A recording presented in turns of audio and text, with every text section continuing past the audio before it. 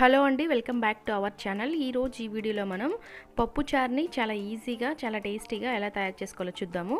So అంతకంటే ముందు మీరు కనుక మన ఛానల్ని ఫస్ట్ టైం చూస్తున్నట్లయితే ఖచ్చితంగా సబ్స్క్రైబ్ చేసుకోండి. అలాగే ఈ వీడియో కనుక మీకు నచ్చినట్లయితే ఖచ్చితంగా లైక్ చేసి షేర్ చేయండి. దీనికోసం మనం ముందుగా కందిపప్పుని ఒక 15 నిమిషాల పాటు ప్రెషర్ కుక్కర్లో నానబెట్టుకోవాలి.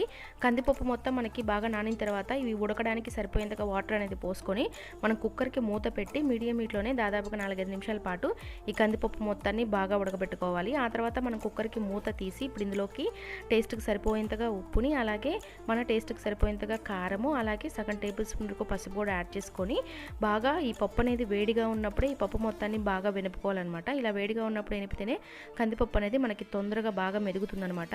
ఇలా సైడ్లకి కొంచెం ప్రెస్ చేస్తున్నట్టు కనుక వెనిపాము అంటే చాలా ఈజీగా పప్పు మొత్తం మనకి బాగా వెనిగిపోతుంది. ఇది మొత్తం బాగా వెనిగిన తర్వాత ఇప్పుడు ఇందులోకి వాటర్ అనేది పోసుకోవాలి. మన పప్పు చారు కన్సిస్టెన్సీకి తగ్గట్టుగా వాటర్ అనేది పోసుకొని అడ్జస్ట్ చేసుకోవాలి. ఆ తర్వాత ఇప్పుడు ఇందులోకి టేస్ట్కి సరిపోయేంతగా చింతపండు గుజ్జు అనేది పోసుకోవాలి. మనం ముందుగా చింతపండు నానబెట్టుకొని ఆ గుజ్జు తీసుకొని ఇప్పుడు ఇందులోకి పోసుకొని ఆ తర్వాత ఒకసారి బాగా కలబెట్టుకొని ఇప్పుడు ఒకసారి మనం ఉప్పు కారం అనేది చూసుకోవాలి. అంటే మనం వాటర్ పోసాం కాబట్టి ఉప్పు కారం అనేది తగ్గొచ్చు. సో చూసుకొని సరిపోయేంతగా సాల్ట్ అనేది చూసి అడ్జస్ట్ చేసుకొని యాడ్ చేసుకొని ఒకసారి బాగా కలుపుకొని ఆ తర్వాత మనం మంటని మళ్ళీ ఆన్ చేసి పెట్టుకొని జస్ట్ ఒక 2-3 నిమిషాల పాటు ఈ పప్పుచారు మొత్తాన్ని మరిగిస్తే సరిపోతుంది.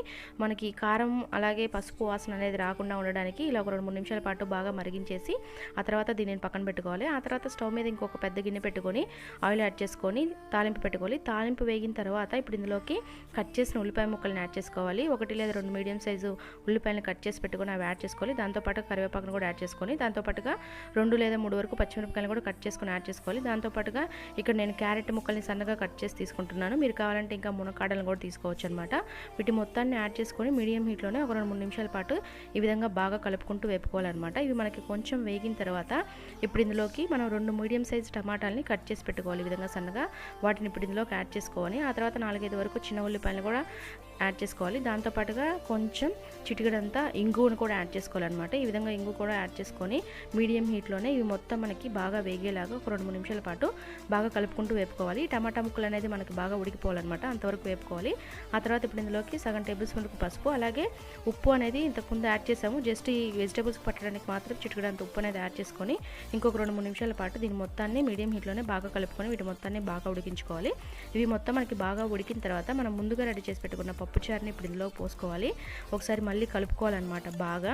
ఇప్పుడు మళ్ళీ మనం మంటను ఆన్ చేసుకొని మీడియం హీట్లోనే దాదాపుగా 5-10 నిమిషాల పాటు ఈ పప్పుచారు మొత్తాన్ని బాగా మరిగించుకోవాలన్నమాట. ఇలా మరిగేటప్పుడే మనకి పప్పుచారు అనేది మంచి స్మెల్ వస్తుంది.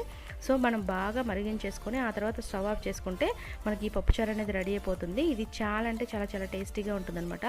ఈసారి ఈ విధంగా ట్రై చేయండి, చాలా బాగుంటుంది. మీరు ఖచ్చితంగా పప్పుచారు అనేది మరగబెట్టాలండి. దాదాపుగా 5-10 నిమిషాల పాటు మరగబెడితేనే పప్పుచారు అనేది మనకి మంచి టేస్ట్ స్మెల్ వస్తుందన్నమాట.